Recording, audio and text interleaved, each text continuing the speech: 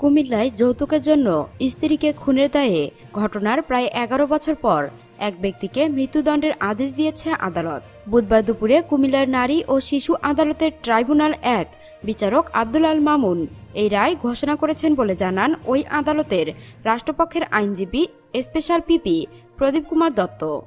দণ্ডপ্রাপ্ত মোয়াজ্জেম হোসেন ভূঁইয়া সুমন কুমিল্লার ১৪গ্রাম উপজেলার কমলপুর এলাকার মৃত শেখ আহমেদ ভূঁইয়ার ছেলে। অ্যাডভোকেট প্রদীপ কুমার দত্ত জানান, মোয়াজ্জেম বিভিন্ন সময় তার স্ত্রী রোজিনা আক্তার রিয়ার পরিবারের কাছ থেকে যৌতুক আদায় করেছেন। পরে আরও যৌতুক চাওয়ায় রিয়া তা আনতে অপারগতা প্রকাশ করেন। যৌতুক না পেয়ে ২০১২ সালের ২৬ ফেব্রুয়ারি রিয়াকে ছুরি দিয়ে কুপিয়ে হত্যা করে লাশ খাটের ওপর ফেলে রাখেন মোয়াজ্জেম। এ ঘটনার পর নিহতের বোন শারমিন আক্তার বাদী হয়ে থানায় মামলা করেন।